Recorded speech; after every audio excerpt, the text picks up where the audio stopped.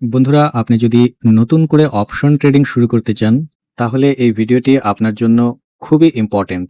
কারণ option trading এর নতুনরা অনেক সময় মার্কেটের জন্য লস করে না, নিজেদের কিছু কমন মিস্টেক্স এর জন্য মার্কেটে লস করে থাকে।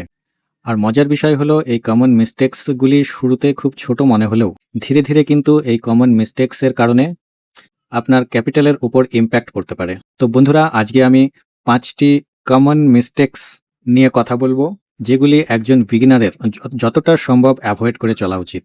আর শেষের ভুলটি খুবই ইম্পর্ট্যান্ট হতে পারে। এই ভুলটি আপনিও কিন্তু আননোয়িংলি করে চলেছেন, যার কারণে দীর্ঘদিন ধরে আপনি অপশন ট্রেডিংয়ে কিন্তু প্রফিটেবল হতে পারছেন না। তো চলুন বন্ধুরা, দেখে নেই এই ৫টি কমন মিস্টেক্স কি কি, যেগুলিকে একজন বিগিনার ট্রেডারকে অবশ্যই অ্যাভয়েড করে চলা উচিত। বন্ধুরা, নতুন ট্রেডাররা অপশন ট্রেডিংকে একটি কুইক মানি মেকিং মেশিন মনে করে থাকেন। তারা ইউটিউবে কোনো ভিডিও বা সোশ্যাল মিডিয়ার কোনো স্ক্রিনশট দেখে ভাবতে শুরু করেন অপশন ট্রেডিংয়ে হয়তো খুব সহজেই খুব তাড়াতাড়ি পয়সা বানানো যায়। কিন্তু অ্যাকচুয়ালি তারা কখনোই ভেবে দেখেন না, কেউ যদি একদিনে ১,০০,০০০ টাকা প্রফিট করে থাকেন, তার পেছনে কতটা রিস্ক আছে, তার কত বছরের এক্সপিরিয়েন্স আছে, তার কতটা স্কিল আছে, এগুলি কিন্তু কেউ কখনো ভেবে দেখেন না। তারা শুধু তার প্রফিটটাই দেখতে শুরু করেন। আর এখানেই তারা এই মিস্টেকটি করে থাকেন। তার পেছনের এই ব্যাপারগুলো কনসিডার না করেই একজন বিগিনার ট্রেডার অপশন মার্কেটে ঝাঁপ দিয়ে থাকে, যার কারণে কিন্তু তারা অপশন ট্রেডিংয়ে লস করে থাকেন। তো বন্ধুরা, অপশন ট্রেডিংয়ে এন্ট্রি করার আগে একজন বিগিনার ট্রেডারকে প্রফিটের পেছনে যে ম্যাটারগুলি কাজ করে সেগুলি নিয়ে অ্যানালাইজ করা উচিত। অর্থাৎ তাকে রিস্ক ম্যানেজমেন্ট বুঝতে হবে, তার এক্সপিরিয়েন্সের ব্যাপারগুলি বুঝতে হবে, মার্কেটে যে স্কিল ডেভেলপ করতে হয় সেগুলি নিয়ে অ্যানালাইসিস করতে হবে। এভাবেই কিন্তু এই কমন মিস্টেক্সটি এড়ানো যেতে পারে। বন্ধুরা, একজন বিগিনার ট্রেডার পরবর্তী যে মিস্টেকটি করে থাকেন সেটি হলো রিস্ক ম্যানেজমেন্টকে অ্যাভয়েড করে থাকেন। তারা প্রথম দিকে বুঝতেই পারেন না যে রিস্ক ম্যানেজমেন্ট কী জিনিস, এবং যদি বুঝেও থাকেন তাহলে রিস্কটাকে যে কিভাবে ম্যানেজ করতে হয় তাদের সেই রকম কোনো ধারণা থাকে না। ধরুন, একজন কোনো বিগিনার ট্রেডার ১০০ টাকা দিয়ে কোনো অপশন বাই করলো এবং তার টার্গেট থাকলো ১৩০ টাকা, অর্থাৎ ১৩০ টাকাতে গেলে সে সেল করে দেবে। মার্কেট যদি তার ফেভারে মুভ করে তাহলে এটি ১৩০ টাকাতে যাবে এবং তার ১০০ টাকার উপরে ৩০ টাকা প্রফিট হবে। কিন্তু মার্কেট যদি তার এগেনস্টে মুভ করে, অর্থাৎ ১০০ টাকা থেকে কমে যদি ৮০ টাকা হয়ে যায়, এই ক্ষেত্রে সেই ট্রেডার কি করবে তখন সে বুঝে উঠতে পারে না। ১০০ থেকে ৭০ও চলে যেতে পারে, ৬০তেও চলে যেতে পারে এবং আলটিমেটলি যদি এক্সপায়ারির দিন হয় 0 হয়ে যেতে পারে। তো এই ফ্যাক্টরগুলিকে একজন বিগিনার ট্রেডার কিন্তু কনসিডার করে থাকে না। তাকে রিস্কটাকে ম্যানেজ করতে হবে। অর্থাৎ তার টার্গেট যদি থাকে ১০০ থেকে ১৩০ গেলে আমি সেল করে দেবো, তার কিন্তু ব্যাকআপ প্ল্যানও থাকতে হবে। অর্থাৎ ১০০ থেকে নেমে যদি ৮০ টাকাতে চলে যায় তাহলেও আমি সেল করে দেবো এবং ছোট লস বুক করে নেব। এটিকেই বলা হয় রিস্ক ম্যানেজমেন্ট। বন্ধুরা, রিস্ক ম্যানেজমেন্ট কিন্তু আপনার ক্যাপিটালকে প্রোটেক্ট করে। মার্কেটে প্রফিট লস তো চলতেই থাকে, এটি ট্রেডিং এর একটি পার্ট। কিন্তু রিস্কটাকে ম্যানেজ করতে না পারলে লং টার্মসে মার্কেটে সাস্টেন করা যায় না। আর বিগিনার ট্রেডাররা এখানেই ভুল করে থাকেন।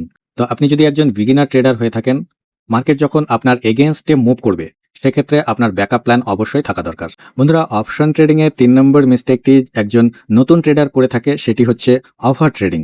একজন বিগিনার ট্রেডারের সারাদিনের সেরকম কোনো প্ল্যান থাকে না। অর্থাৎ সারাদিনে তিনি কতগুলি ট্রেড করবেন তার কোনো প্ল্যান থাকে না। প্রথম ট্রেডে যদি তার লস হয়, সে নেক্সট ট্রেডে আবার এন্ট্রি নিয়ে নেবে। দ্বিতীয় ট্রেডেও লস হলে নেক্সট ট্রেড। এইভাবে করে তার ট্রেডের সংখ্যা সারাদিনে বাড়তে থাকে এবং সেই দিনটি যদি তার খুব খারাপ যায়, এই ট্রেডের সংখ্যা প্রচুর বেড়ে যায়। আর সেখানেই এই বিগিনার ট্রেডারগুলো লস করে থাকে। বন্ধুরা, আপনি যদি একজন বিগিনার ট্রেডার হয়ে থাকেন তাহলে আপনার সারাদিনের একটি প্ল্যান থাকতে হবে। অর্থাৎ সারাদিনে আমি ম্যাক্সিমাম কতগুলি ট্রেড নেব। ধরুন, আপনি প্ল্যান করলেন আমি সারাদিনে ৩টি ট্রেড করব, তার বেশি করব না। যদি আপনার প্রথম ট্রেডে প্রফিট হয়ে যায় তাহলে আপনি এই প্রফিট নিয়ে সেই দিনের জন্য মার্কেট থেকে এক্সিট করে যান। যদি দেখা যায় প্রথম ট্রেডে আপনার লস হলো, তাহলে আপনি সেকেন্ড ট্রেড কনসিডার করতে পারেন।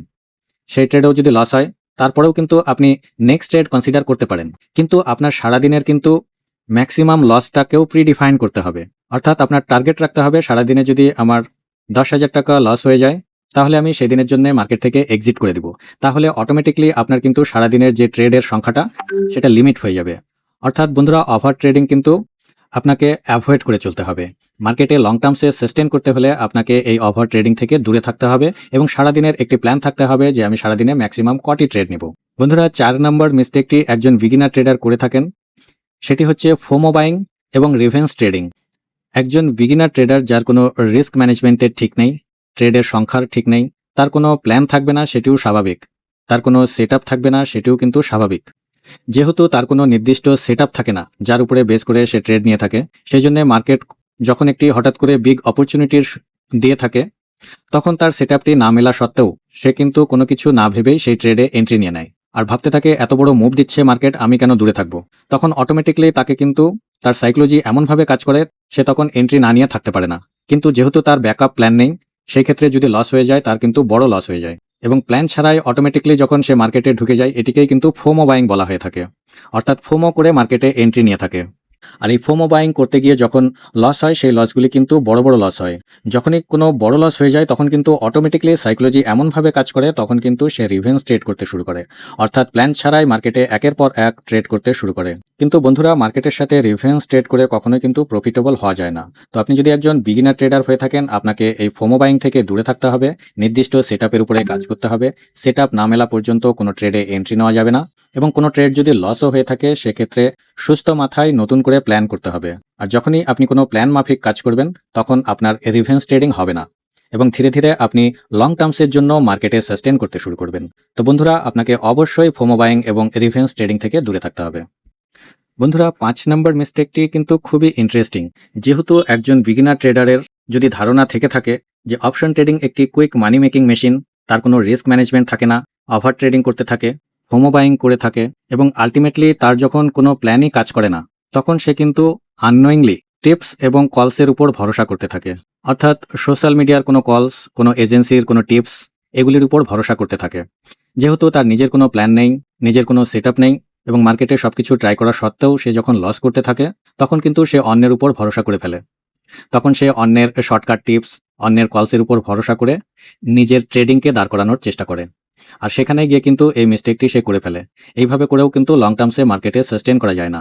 আপনার নিজস্ব কোনো যদি প্ল্যান না থাকে, আপনার নিজস্ব কোনো যদি সেটআপ না থাকে, অন্যের উপর ভরসা করে আপনি লং টার্মসে কখনোই মার্কেটে সাস্টেন করতে পারবেন না। তো বন্ধুরা, অপশন ট্রেডিংয়ে প্রফিটেবল থাকতে হলে আপনি যদি একজন বিগিনার ট্রেডার হয়ে থাকেন, অন্যের শর্টকাট টিপস এবং কলস থেকে দূরে থাকতে হবে, নিজের স্কিল ডেভেলপ করতে হবে, নিজের প্ল্যান বানাতে হবে, কোন নির্দিষ্ট কোনো সেটআপের উপর কাজ করতে হবে। এইভাবে ধীরে ধীরে আপনার নিজের স্কিল তৈরি হতে পারে। তো বন্ধুরা, আপনি যদি একজন বিগিনার ট্রেডার হয়ে থাকেন, তাহলে এই 5টি জিনিস অবশ্যই মনে রাখুন। কুইক প্রফিটের উপরে কখনোই ছুটবেন না, রিস্কটাকে ম্যানেজ করুন, ওভার ট্রেড থেকে দূরে থাকুন, ফোমো বাইং এবং রিভেন্স ট্রেডিং করবেন না, আর অন্যের টিপস এবং কলসের উপর নিজের ট্রেডিং ক্যারিয়ারকে কখনোই দাঁড় করানোর চেষ্টা করবেন না। বন্ধুরা, এই সমস্যাগুলো অনেকটা আলাদা আলাদা মনে হলেও এর রুট কজ কিন্তু একটাই। আমরা শুধু মার্কেটের স্ট্রাকচারের উপরে বেশি ফোকাস করে থাকি। অ্যাকচুয়ালি নিজের ডিসিপ্লিন এবং সাইকোলজির উপরেই মেন ফোকাসটি করতে হয়। আর বন্ধুরা, এই মিস্টেক্সগুলি কিন্তু একের সাথে আরেকটি কানেক্টেড।